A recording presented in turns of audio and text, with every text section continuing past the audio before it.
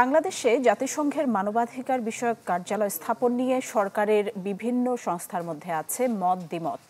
চলতি মাসে পররাষ্ট্র মন্ত্রণালয়ের উদ্যোগে এক আন্তঃমন্ত্রণালয় সভায় জাতিসংঘের এ ধরনের কার্যালয় স্থাপনের মাধ্যমে বাংলাদেশের অভ্যন্তরীণ নীতিতে হস্তক্ষেপের আশঙ্কা প্রকাশ করে একাধিক সংস্থা। জাতিসংঘের কার্যালয় স্থাপন না করে বরং জোর দেওয়া হয় জাতীয় মানবাধিকার কমিশনের সক্ষমতা বৃদ্ধির। সাবেক কূটনীতিকদের মতে বিষয়টি নিয়ে রাজনৈতিক দলসহ বিভিন্ন পর্যায়ে আলোচনার প্রয়োজন রয়েছে।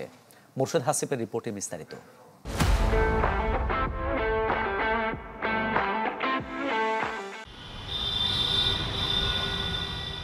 জাতিসংঘের মানবাধিকার বিষয়ক কার্যক্রম পরিচালিত হয় সদর দপ্তর সুইজারল্যান্ডের জেনেভা থেকে। এরপরও মানবিক পর্যবেক্ষণ, সুরক্ষা ও সরাসরি কারিগরি সহায়তা দিতে বিশ্বের 18টি দেশে কার্যালয় আছে জাতিসংঘের মানবাধিকার কমিশনারের। সংস্থাটি চায় বাংলাদেশেও তাদের একটি কার্যালয় স্থাপনের।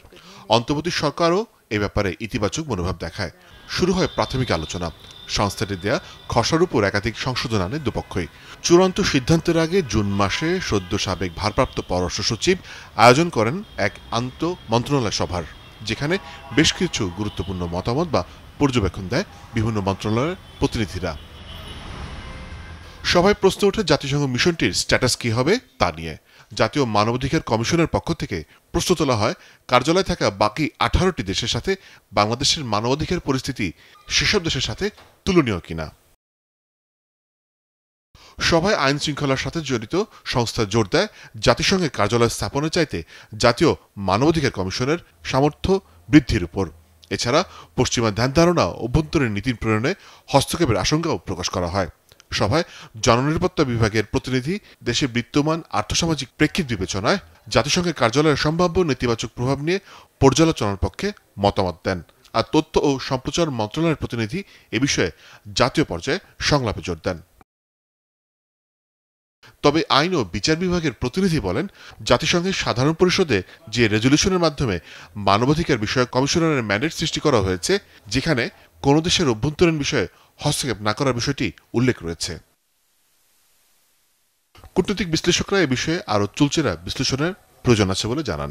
মানবাধিকারের লঙ্ঘন, নাগরিক অধিকার সংরক্ষণ, এই বিষয়টাতে যে আমরা খুব বেশি ভালো করে ফেলেছি বা খুব নাগরিকদের অধিকার সংরক্ষণ করে ফেলতে পেরেছি, এই কথাটা কিন্তু বলাটা বোধহয় যাবে না। জাতিসংঘ তো আপনাকে জুলাইয়ের পরে আপনাকে ফ্যাক্ট ফাইন্ডিং মিশনের মধ্য দিয়ে বের করে দিয়েছে আপনার কি করা দরকার। আমি জানি না আমার কথাটা খুব শক্ত কথা হয়ে যায় কিনা। বাংলাদেশে কি আমরা এরকম একটা রিপোর্ট তৈরি করে আন্তর্জাতিকভাবে স্বীকৃতি পাওয়ার মতো সক্ষমতা বলেন, এই সদিচ্ছা বলেন, এটা কি আমাদের ছিল বা আছে? তো কাজে সেই ক্ষেত্রে জাতিসংঘ একটা ইতিবাচক ভূমিকা পালন করেছে, এটা তো আমাদের মানতে হবে।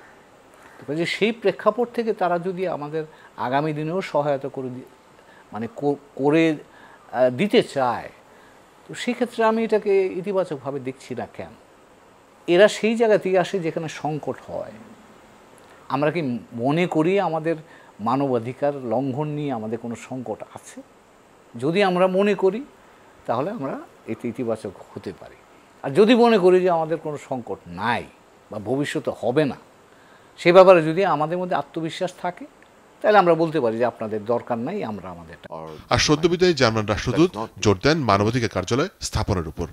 Well, I think the establishment of a human rights office of the United Nations, well, first of all, has to be welcomed by the government. And if the government really wants to have some international advice on human rights issues and wants to benefit from the expertise that the OHCHR has with this respect, I think it can be very helpful for the country. But there has to be a willingness to do so. Right. জাতিসংঘের মানবাধিকার বিষয়ক কার্যালয় থাকা দেশগুলোর মধ্যে রয়েছে Sudan, Yemen, Tunisia, Burkina Faso, Cambodia, Mexico, Colombia ও ফিলিস্তিন। মোর্শেদ হাসিফ, চ্যানেল 24, ঢাকা।